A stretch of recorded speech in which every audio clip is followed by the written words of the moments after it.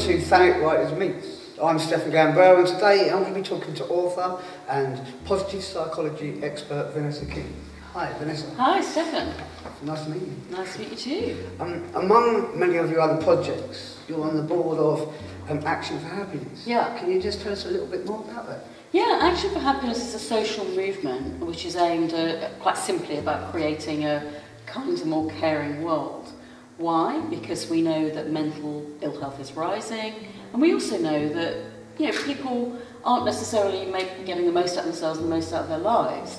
And science, psychological research in the last 20 years has produced loads and loads of ideas for actions and things to try that we want to get out there to people so that they can make a difference for themselves, for their communities, schools, workplaces. So that's what Action for Happiness is about. It's a social movement, and we've got I think over about 90,000 members now in 170 countries. Wow. And about more than 1 million people connect with us through Twitter and Facebook and stuff. So our reach is getting pretty big. People are hungry for happiness. But why would you say that happiness is so beneficial to our well-being? Well, it's interesting because we might think it's a kind of nice to have, it's a nice kind of nice feeling. But it doesn't really matter. I mean, there's other things that are much more important. But actually, the science is showing that happiness really matters. Now, two things. By happiness, we mean both the feeling generally more good than we do bad. But of course, life has ups and downs, so it's coping with those. And it's also about having a sense of fulfilment as well. So we might feel happy in the moment, or we might be working on something that's really tricky and hard. I mean, from writing or from doing, whatever we're doing that, it's hard, it can be hard at the time, but then we look back with a sense of satisfaction. So when we talk about happiness, we mean all of those things. Well, it's more than warm glow either in the moment or looking back. Yeah, absolutely. But the science is showing, importantly, that people who are happier have better physical health.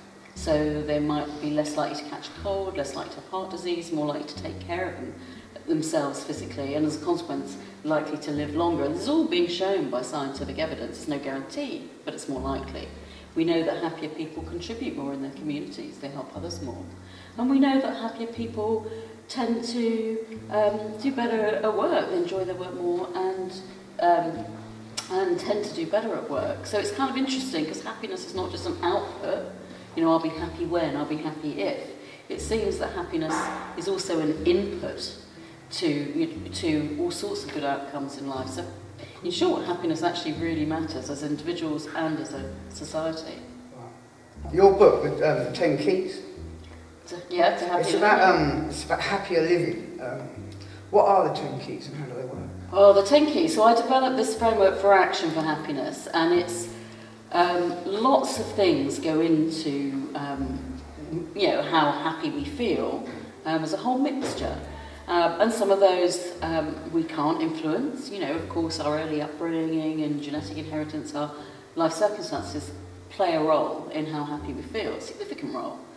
But there's a whole area that science is showing, a substantial chunk of how we feel is down to our own thoughts, our own behaviours, our own actions. And so that book, The 10 Keys, is taking the science, those areas that we can take action in, and put them in practical, simple ways. So the 10 Keys, the acronym is for the 10 Keys is Great Dream, which is nice because, of course, it's a great dream that people become happier for us and as individuals be happier.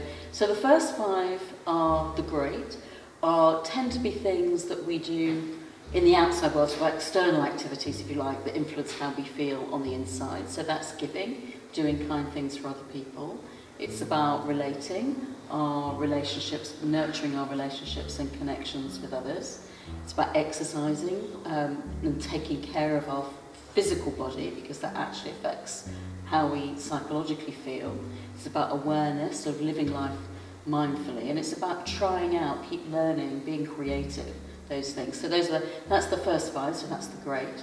The second 5 tend to be slightly more internal in orientation that affect how we are on the outside. It's a loose rule of thumb. So this is the dream, so the dream direction and having goals and things to work towards and look forward to.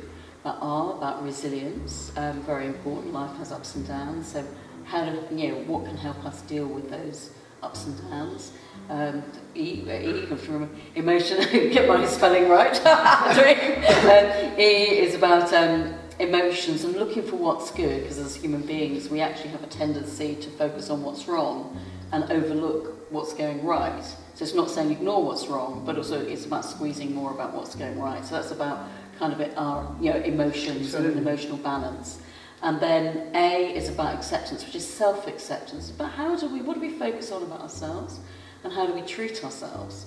So it's about really getting to know what our sort of natural strengths are and making the most of those, and not being a harsh critic, too harsh a critic to ourselves.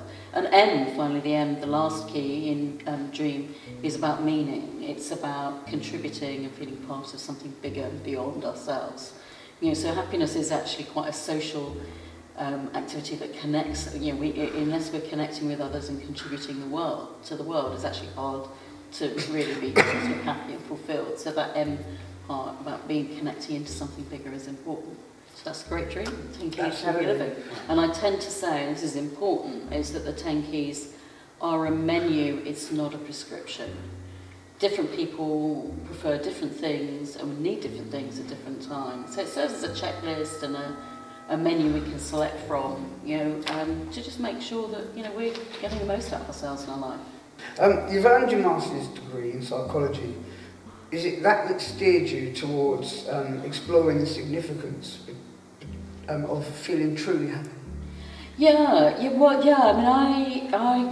studied psychology. My first degree was in psychology, but at that time, most psychological research was on why things go wrong and how to cure them, rather than that things right.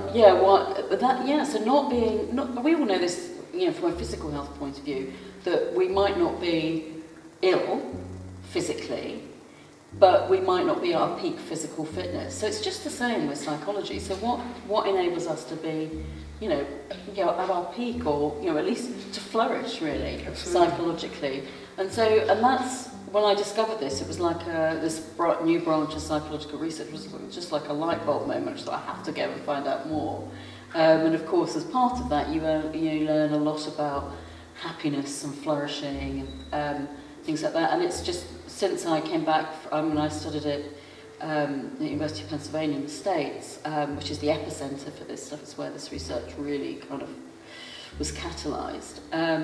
I've been involved in helping people apply these ideas in practical ways, in schools, in communities, as individuals and in workplaces. So, hence writing a book, all the work with Action for Happiness. Actually writing a kids' version at the moment. Really? So, yeah. That's awesome. What's the kind of difference? Just the basic language structure? Yeah, language, examples, simplicity. More pictures? It's an illustrated. It's working with a lovely illustrator. It's illustrated, obviously much simpler, fewer pages. It is so important to get this in while they're young, because youngsters are so more suitable for learning than adults. One of the really exciting things, I think you're absolutely right. If we teach kids this stuff early as life skills, then they're much less likely to suffer from things like depression, anxiety, beat themselves up too much. It's not, but the interesting thing about that neuroscience is showing that we can, even as adults, with intention and practice, with habit and practice, we can indeed learn new things. We can create new neural pathways in our brains. Our brains are plastic, and they continue to be so. If you had one piece of information to give writers in order to just improve their daily happiness, just one piece of advice? Oh, one piece of advice. That's really hard. I think it's just keep on keeping on, really. Yeah. It's writing's hard. There are joys in it. Of course, there are pleasures. There are times when ideas are flowing, you're in the zone, the words are coming clearly, and there are times when it's you're struggling because you can't. It's just not coming out that day. And I'd say at that point in time, just give yourself a break. You know, get out, go for a walk, move your body. Yeah, absolutely. Move your body. You know, there are various sort of the natural steps in the creative process. You know, have ups and downs, and we've got to allow ideas to kind of incubate. So I say, if you're struggling with your ideas, struggling with writing, give yourself a break, get out there, move your body, get some air, give your brain a rest, connect with some other people, and you know, ideas will at some point resurface. So you know, and don't beat yourself up too much that you're having a hard time, because it's normal, it's natural, everybody goes through that, and there are things that you can do to help you move through that. So it's not one piece of advice, I think that's several pieces of advice. So Vanessa, that's about all we have time for, so thanks for taking time to come and talk to us. I feel happier already, I think. Or at least like there's a positivity around you. Oh, it's awesome. It's oh, awesome. thank you. Vanessa's books are available on the shelves of all good bookstores. And again, many thanks to Vanessa King. I've been Stefan Gambrell, and on behalf of Thanet Writers, we thank you for watching.